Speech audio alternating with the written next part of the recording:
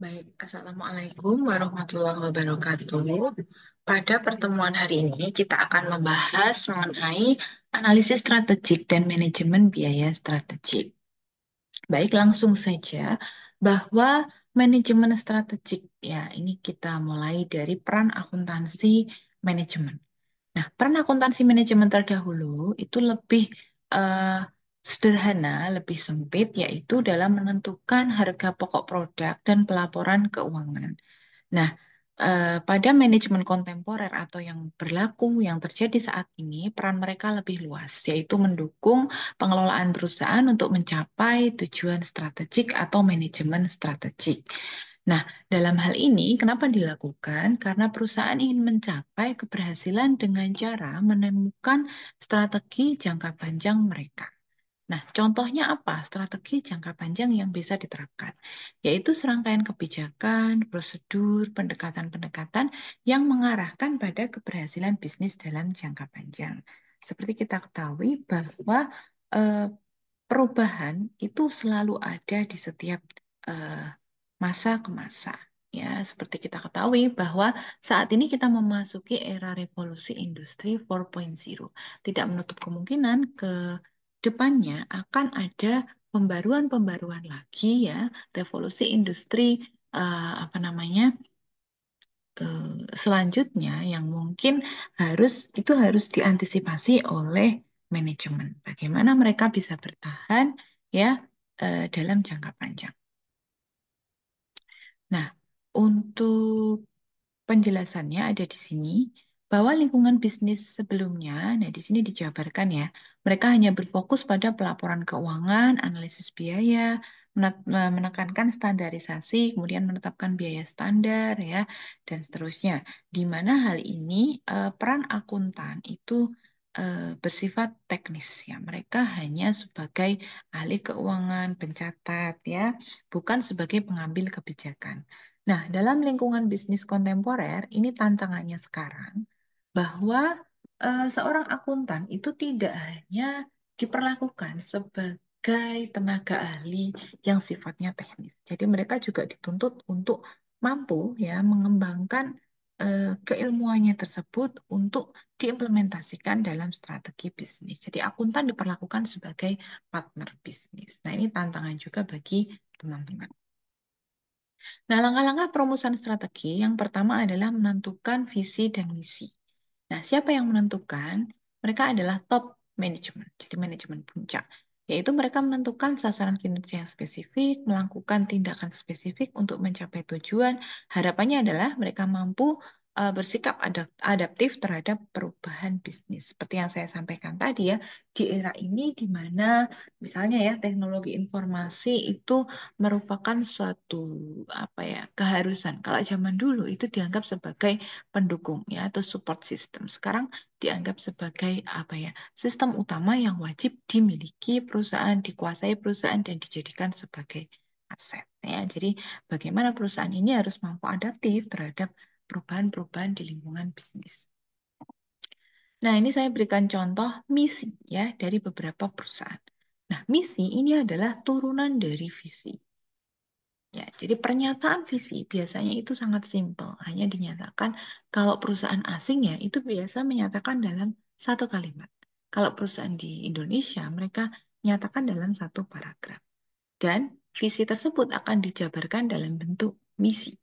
Ya, misi misalnya di sini ada Ford Motor Company, di mana misi mereka adalah menjadi produsen dengan biaya rendah dan kualitas produk dan jasa yang tinggi dengan memberikan customer value terbaik. Nah, itu ya.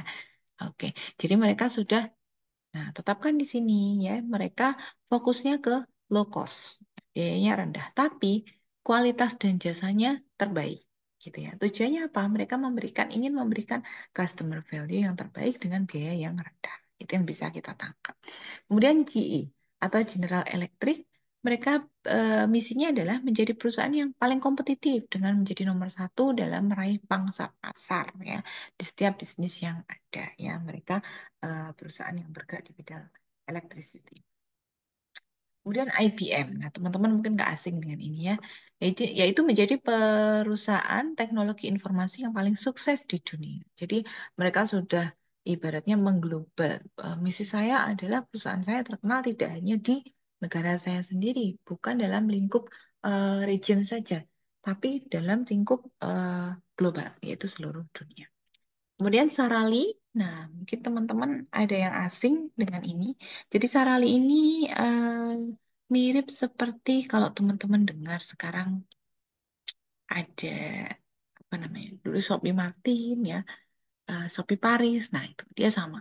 Jadi prinsipnya adalah dia menjual barang dengan sistem multi level ya, dan produknya bermacam-macam. Ya.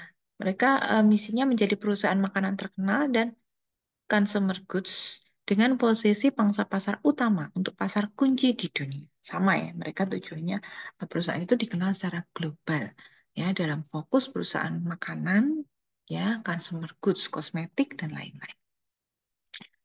Nah, kemudian strateginya apa? Ini saya ambilkan satu contoh ya untuk Sarali, yaitu dalam hal entrepreneurial management, yaitu manajemen apa namanya kewirausahaannya, yaitu memperkuat dan melembagakan karakter entrepreneurship dari internal perusahaannya itu sendiri. Ya, kemudian bersamaan dengan itu mengendalikan keuangan dan pengendalian strategik dan tingkat profesionalisme yang tinggi. Jadi mereka meyakinkan bahwa kondisi internal kita itu baik loh, kita profesional. Ya, mereka menekankan dalam proses bisnisnya, mereka itu memastikan bahwa setiap karyawan di perusahaan itu punya jiwa entrepreneurship. Makanya tadi kenapa eh, apa namanya untuk eh, tipe atau cara pemasarannya adalah dengan multi level ya. Dituntut karyawan itu mereka juga ikut memasarkan produk-produk perusahaan. Sementara dari sisi customer value, memasarkan produk dan membuatnya terkenal dan memberikan value kepada para pelanggan. Ya, cukup jelas ya value-nya seperti apa. Kemudian global expansion, memacu pertumbuhan dengan cara membuat merek dan posisi produk tertentu ke seluruh dunia. Ya. Kemudian dalam hal improve return-nya tentu saja meningkatkan return on investment. Nah, ukuran keberhasilan yang sifatnya apa namanya keuangan dan non keuangan di sini saya tunjukkan ya. Yang pertama adalah pertumbuhan penjualan. Jadi ini adalah critical success factor atau disingkat CSF ya, di mana bagaimana kita bisa mengukur ya tingkat faktor-faktor yang dapat dilakukan, dapat diupayakan untuk meningkatkan keberhasilan perusahaan. Ya, apa saja yang bisa diukur? Pertama, dari pertumbuhan penjualannya. Apakah perusahaan tersebut atau satu perusahaan itu mengalami peningkatan penjualan dari tahun ke tahun yang ditunjukkan dengan tren penjualan? Ya. Kemudian pertumbuhan laba ini sama ya.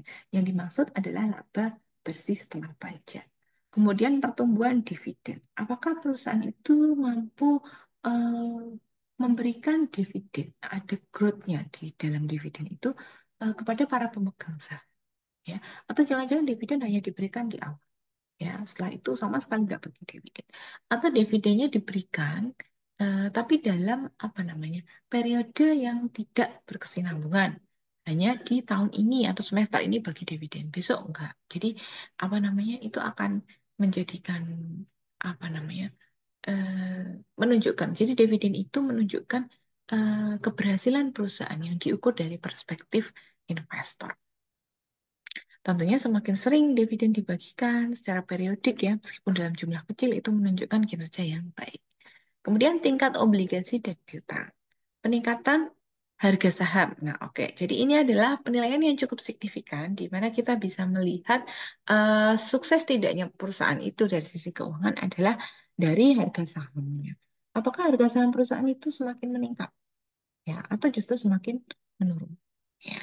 Berikutnya adalah cash flow atau arus kas. Nah, ukuran keberhasilan yang sifatnya keuangan. Nah, ini saya singgung sekilas. Di belakang nanti ada penjabaran yang lebih detail ya. Ada aspek pelanggan, aspek proses proses bisnis internal, inovasi, dan pembelajaran. Nah, kita lihat untuk aspek pelanggan. Nah, kita lihat yang pertama adalah market share dan pertumbuhan market share-nya.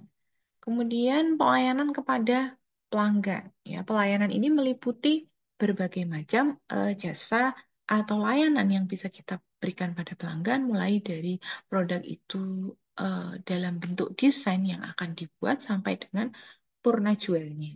Ya, itu termasuk dalam pelayanan kepada pelanggan. Kemudian pengiriman tepat waktu.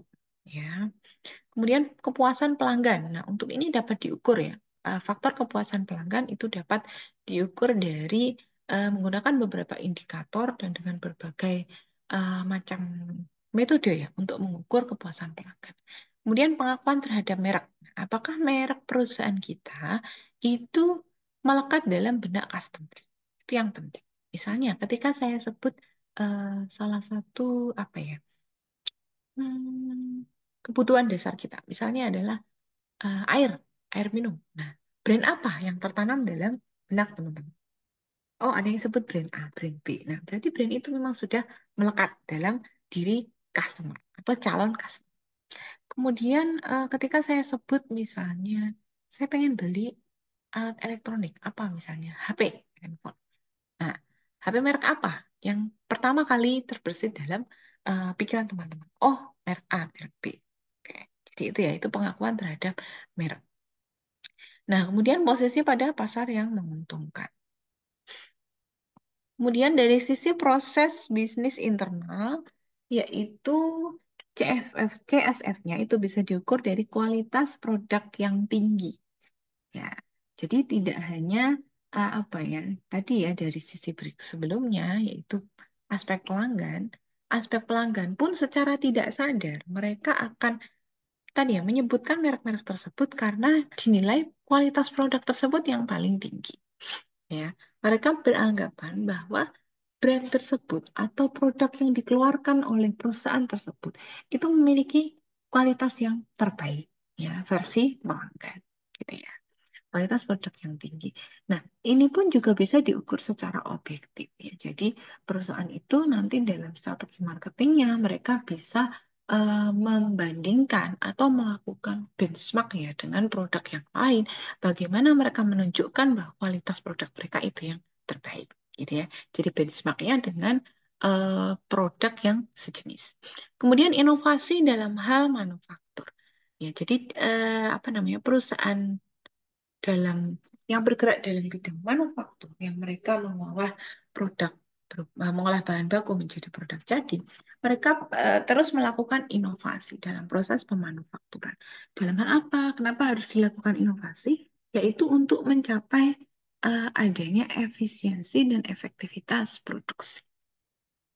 Jadi mereka akan menggunakan eh, apa ya mesin-mesin produksi atau menggunakan tenaga kerja atau menyeting ulang apa namanya melakukan BPR ya Business Process Reengineering bagaimana mereka melakukan itu dalam rangka mencapai efisiensi dan efektivitas produksi ini ya nah kaitannya dengan ini, produktivitas pemanufakturan yang tinggi kemudian waktu siklus produksi yang lebih baik nah kalau kita menggunakan mesin-mesin yang terbaik menggunakan sumber daya manusia yang terbaik tentunya siklus produksi itu bisa dipersingkat dipercepat tadinya kita mau membuat pakaian misalnya, produk kita berupa pakaian. Satu potong pakaian atau satu batch pakaian itu perlu proses produksi 7 hari.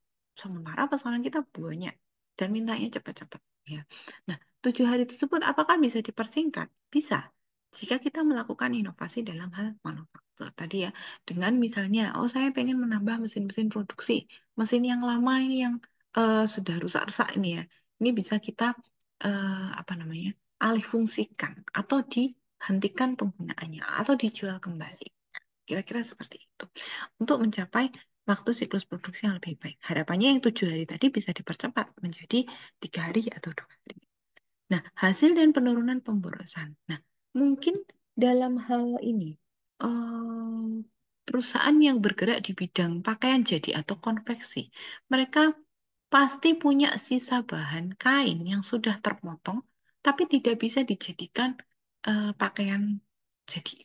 Ya, jadi sisa bahan atau kita sebut scrap itu bisa diminimalisir jika kita menggunakan mesin yang baik. Misalnya tadinya itu 1 meter, 2 meter kain ya, itu menjadi 2 potong pakaian, tapi sisa sedikit. Nah, sisa itu tidak bisa dijadikan satu potong pakaian yang baru. Jadi bagaimana caranya?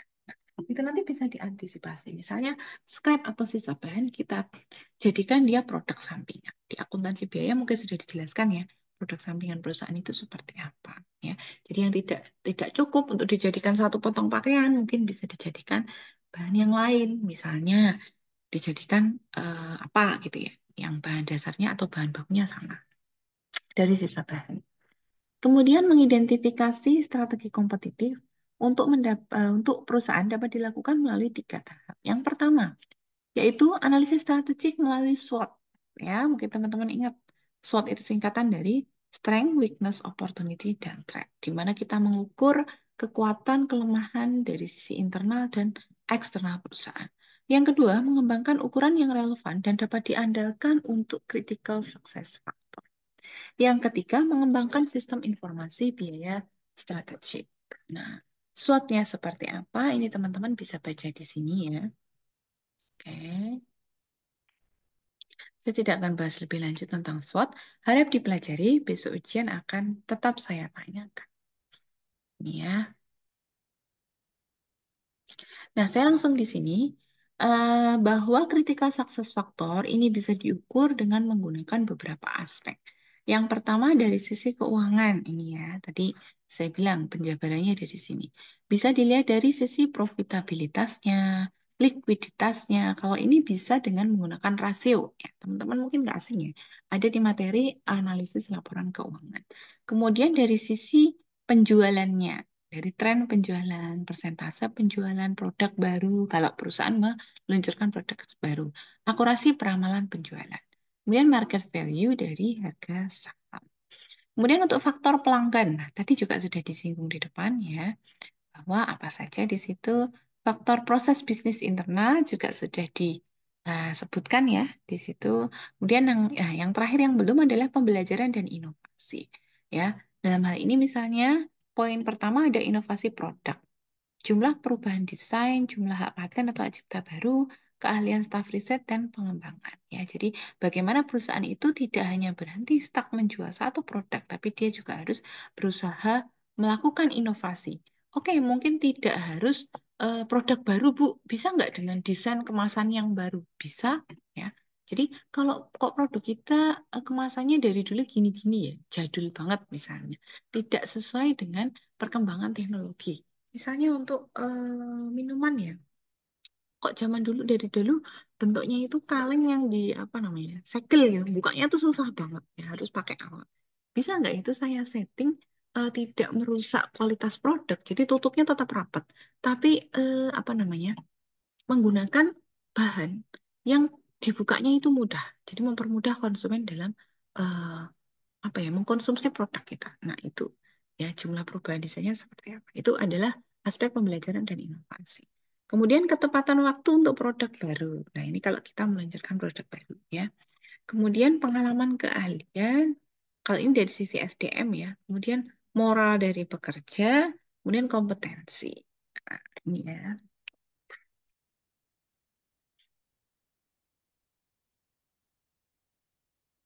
Berikutnya langkah ketiga, mengembangkan sistem akuntansi statistik untuk membantu pencapaian CSF. Nah, ini untuk strategi perusahaan akan kita bahas minggu depan, di mana ada tiga macam strategi yang biasa dipakai oleh perusahaan dalam rangka meningkatkan kompetisinya. Antara lain yang pertama ini adalah cost leadership. Jadi cost leadership ini bagaimana perusahaan itu berupaya menekan cost rendah mungkin. Jadi nanti dia berusaha memberikan biaya terendah. Biaya produknya itu paling rendah dibandingkan kompetitornya. Sehingga harapannya dapat meraih pangsa pasar yang lebih luas. Nah, jika strateginya adalah cost leadership, maka sistem biaya seharusnya mencatat dan melaporkan informasi kuantitatif yang ringkas untuk membantu pengendalian biaya. Jadi mereka fokusnya adalah di cost, ya. Bagaimana menekan cost rendah mungkin. Nah, jika CSF sudah terukur, mengembangkan sistem informasi strategik untuk mengukur dan melaporkan CSF dalam bentuk balance scorecard. Nih ya, strateginya ada tiga yang akan kita bahas minggu depan. Yang pertama adalah cost leadership, diferensiasi, dan fokus. Ya, materi ini insya Allah akan kita lanjutkan pada pertemuan selanjutnya ya. Pertemuan minggu ini saya cukupkan sampai sekian. Terima kasih. Wassalamualaikum warahmatullahi wabarakatuh.